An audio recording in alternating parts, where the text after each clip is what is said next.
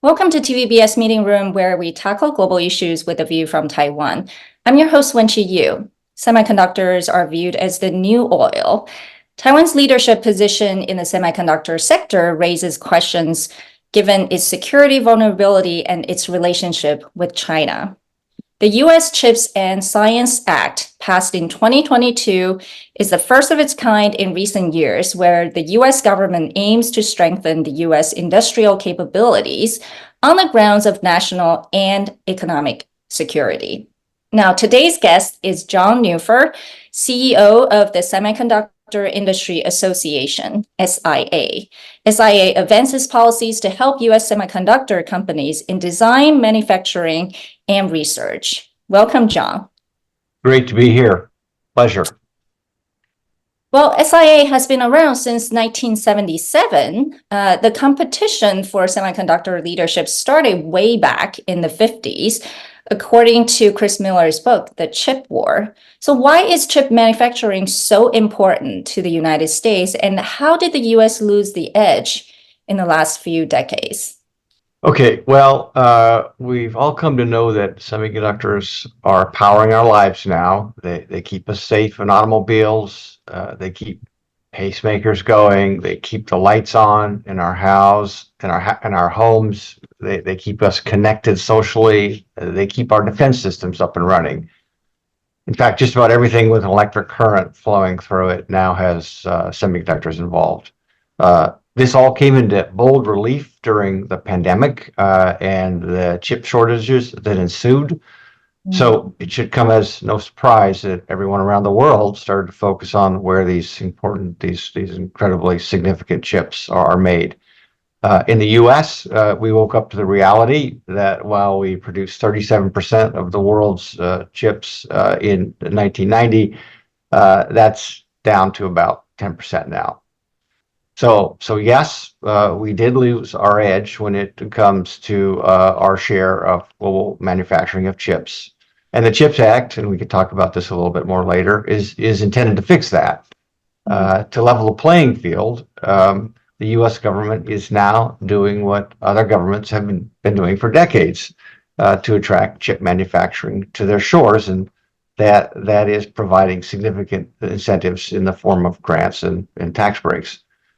But it's important to remember, it's important to remember the U.S. has never lost its edge in semiconductor R&D and design, and the manufacturing of the sophisticated tools that makes chips. And also U.S.-based companies still command roughly half of the global semiconductor market share. So I should also add that the CHIPS Act is working, and as we see TSMC and many other global and U.S. companies moving to build fabs in the U.S.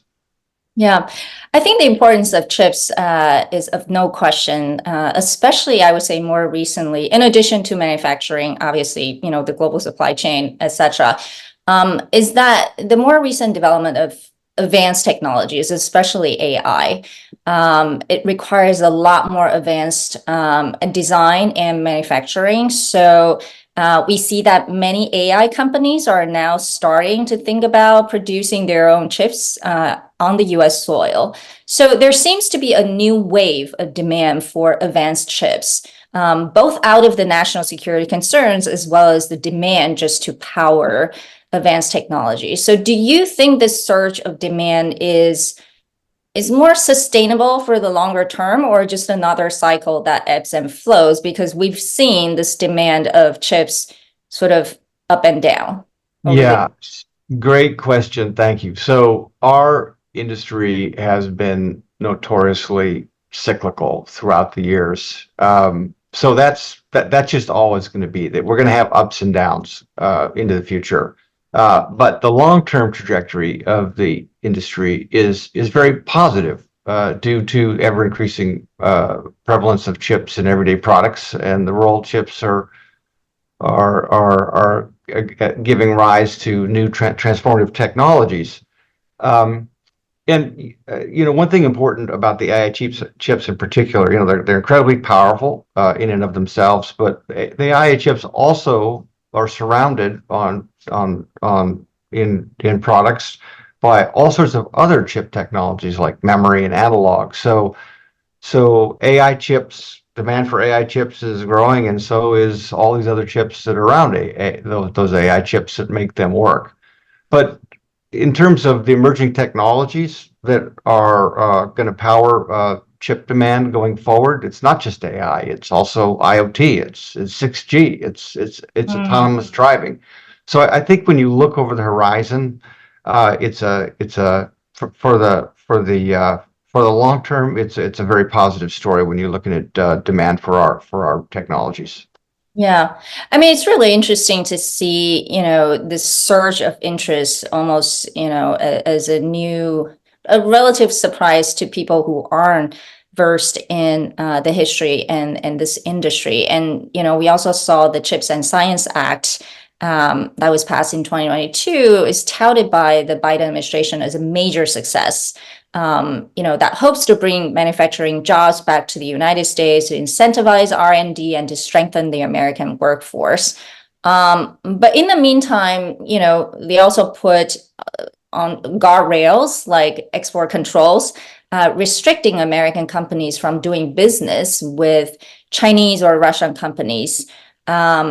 And I would say with the Chinese markets in particular, because it's so large, and for a lot of semiconductor companies, it's their major market. So, there are sort of grumblings about this may hurt American company business. And therefore, there are questions about the effectiveness of such an industrial policy approach to U.S. chip production. And what is your view of that? Is this generally going to make American companies more or less competitive in the long run? Well, listen, let me talk about the chip side of this story. And we're feeling very positive about the trajectory of the CHIPS Act. As I've suggested, the CHIPS Act is off to a very good start, and we'll begin to reverse a decades-long slide in our share of chip manufacturing. Mm-hmm. The early returns show that nearly $500 billion in commitments by the private sector are in play. That's 80 projects over more than government subsidies or incentives. That's on top of the government subsidies. That's exactly right, and it's gonna create hundreds of thousands of jobs. So I think the early indications are that we're off to a really good start.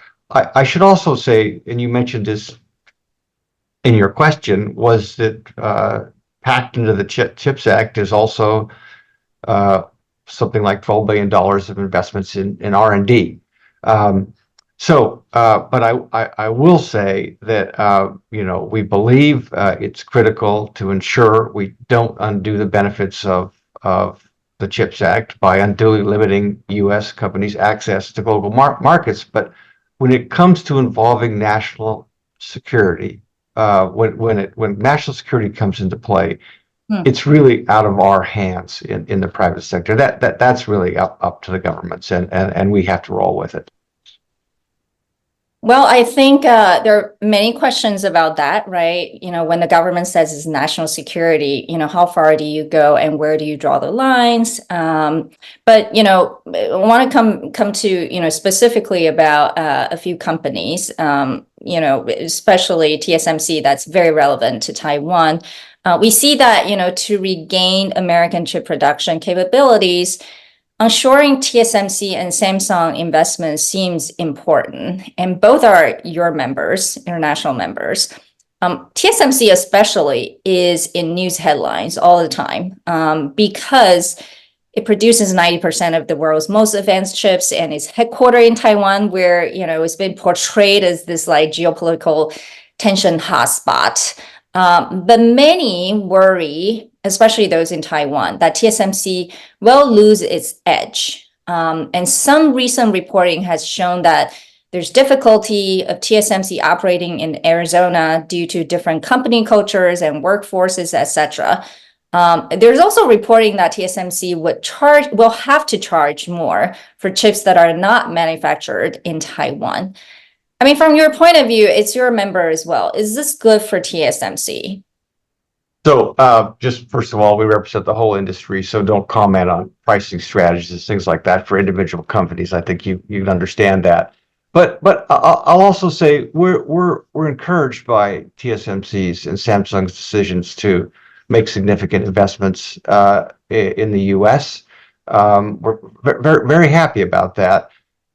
We, as the CHIPS Act was coming together, we made a point of ensuring that the CHIPS Act benefits would fall to not just U.S. companies, but the foreign players as well. Foreign players are incredibly innovative, and they should be a big part of our ecosystem here in the U.S. I can also say that by some estimates, our $530 billion industry today is projected to grow to $1 trillion by 2030. That's because chips are becoming so ubiquitous. The point here is that the pie is getting bigger in our industry. So the pieces of the pie are also getting significantly bigger, which means there'll be more for the US, more for Taiwan to go around. So I think we all stand to gain by this. Yeah, so instead of looking at shrinking the pie, you're basically saying the pie is going to be much bigger. So for TSMC or other companies to diversify their investment is also good for the long run. Yeah, and I'll just add that coming out of the pandemic, I think one of the kind of singular lessons for all of us was that diversification of supply chains is absolutely essential, whether you're based in Taiwan or you're based in the US. Yeah, it's a risk management, basically. Exactly. And we see that the U.S. has been, exerting pressure on other countries too, right? Japan, South Korea, and Netherlands to actually adopt export controls to China and Russia. And we've seen companies kind of complaining about this openly and say these restrictions will only help China accelerate its own domestic semiconductor capabilities. For example, when Huawei, if you remember a couple months ago, the latest phone at that time uses an advanced chip produced by SMIC, which is a Chinese semiconductor manufacturing company, kind of took the world by surprise. So what is your view on, just generally speaking, this kind of export control, trying to, I use my word, kneecap China's, or slow down China's semiconductor capabilities? So it should come as no surprise that SIN or member companies, of course, recognize the need to protect national security. And maintaining a healthy U.S. semiconductor industry is an essential component to achieving that goal. This is the balancing act our government considers for U.S. industry, and what I assume other governments are weighing for their industry, their chip industries.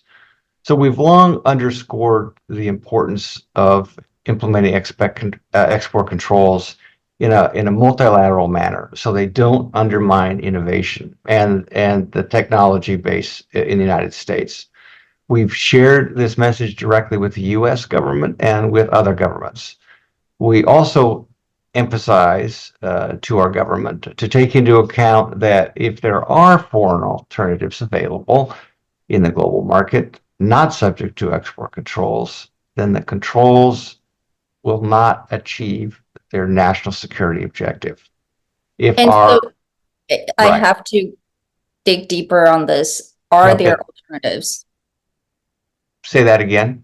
Are there alternatives to? Well, it depends on the product. Our industry is our market is huge. The kinds of products we have are tens of hundreds of thousands of products, and in many cases there are alternatives.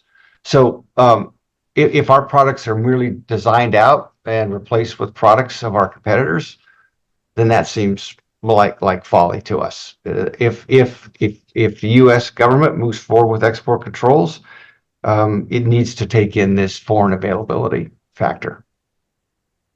Well, the big enforcer of the CHIPS Act and advocate, for the U.S. government has been the U.S. Secretary of Commerce, Gina Raimondo, and she a few days ago said the export controls have been effective. And she said it in the context of the war between Russia and Ukraine. She said, quote unquote, it's absolutely the case that our export controls have hurt their ability to conduct the war, made it harder. She also said China's chips are still years behind the US. So it sounds like the Biden administration's policies have been a success just overall. The famed author Chris Miller, who was on our program as well, also proclaimed that this has been a huge success. Would you say you agree with this assessment? Well, I am not a national security expert, and I will leave it up to them to make that assessment, the experts in the think tank world and in government.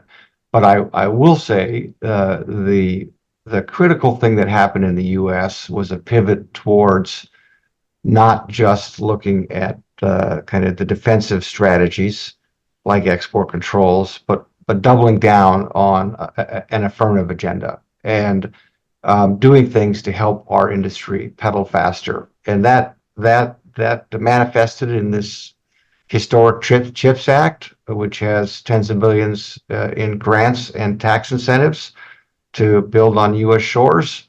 And there's major investments in R&D for our sector.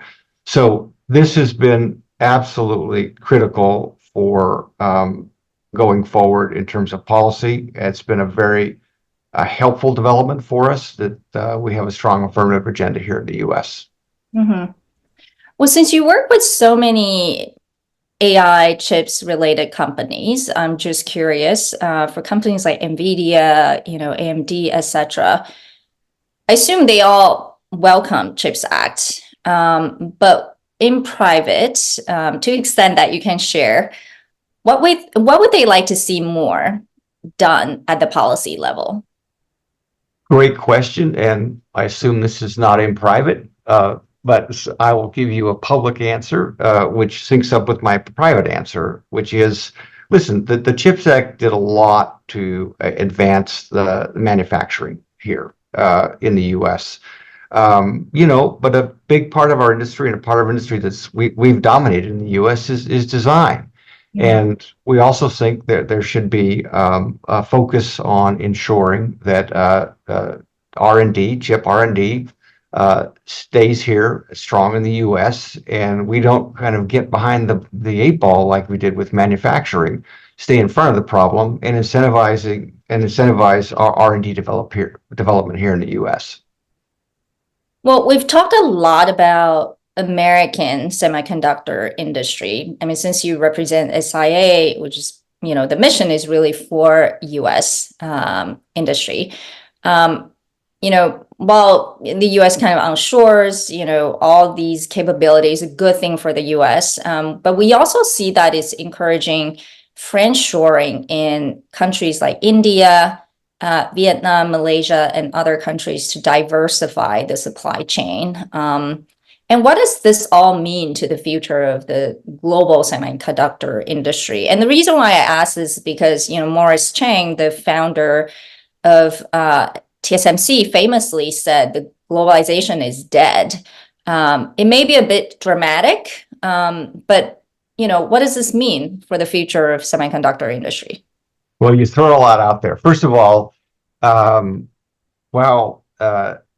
U.S. industry priorities are a big priority for SIA. We also have lots of global companies, and they're a priority for us as well. We are a global industry, and that's reflected in our membership. But good question. Just curious, are there any equivalent in other countries? This industry association? There are. There's an SIA in Taiwan. There's an SIA in Korea, in Japan, in Europe, and in China. And we actually get together on a fairly regular basis and in a forum called the World Semiconductor Council. But I diverge. So, but the reality is. The CHIPS Act is incentivizing, it's fixing a problem in the U.S., which is our manufacturing has slipped overseas over the decades. But everybody here who's kind of in the know, including Secretary Raimondo and other senior U.S. government officials, have repeatedly acknowledged that the U.S. can't go it alone. We will always be a global industry, and we will rely on our friends, partners, and allies around the world. So the CHIPS Act is one side of the coin, which is incentivizing manufacturing here in the U.S. The other side of the coin is helping our friends and partners have stronger, more resilient supply chains, because that's very important for us here in the U.S. So we've done a lot of work around the world as an industry and as an association to try to help these countries strengthen their supply chain. So that should really come as no surprise. And the idea that globalization is dead, I wouldn't totally agree with that. I think certainly some of the thinking around global trade is certainly being challenged, and the thinking around globalization is being challenged. But for our industry, we're just so embedded in the global supply chains that I just don't see that coming apart in a significant way. Our industry is wildly successful for two reasons. One is we invest in the U.S. about 20% of our sales back into R&D. We're incredibly R&D intensive. But the other thing is we've been able to build these supply chains around the world, and they've helped us become incredibly efficient and incredibly innovative. And if either of those components, our ability to invest in R&D, which is driven by our sales, or if our ability to tap into the global supply chains were somehow diminished, our strength and our competitiveness as an industry would be seriously challenged. So it sounds like it's really not just about rebuilding U.S. semiconductor industry, but it sounds more to me is a rejiggering sort of the global supply chain, because in the past, the world as one, the U.S. is much more dependent, or doesn't raise question about, being very dependent on China. But these days, obviously, out of national security concerns, the U.S. still wants to have a global supply chain, but perhaps, in the lands of, countries where probably the U.S. trusts more. Is that a better explanation? Coming off the pandemic, we all saw very clearly that 75% of all chips are manufactured in East Asia. And that's just probably an overconcentration of manufacturing. So our thinking, the U.S. government's thinking is, well, we just need to have some more manufacturing here. Not all of it, but we need to balance things out and rebalance the supply chains to mitigate risk. You're never going to eliminate risk. That's not how this works, but you can reduce risk. And so there just needs to be rebalancing, kind of a spreading the peanut butter out more broadly, so that we're all safer against future global disruptions like pandemics, material shortages, geopolitical conflicts, and natural disasters. Yeah. Well, thank you so much, John, for shedding light on the development of semiconductor industry. It'll continue to be a focus for Taiwan for sure. So thank you. We hope to have you back in the future. Well, Taiwan is an incredibly important part of our supply chain. Your companies are incredibly important to us, and it's been a great pleasure to spend some time with you to talk about all of this. Thank you. Thank you, and take care. Thank you.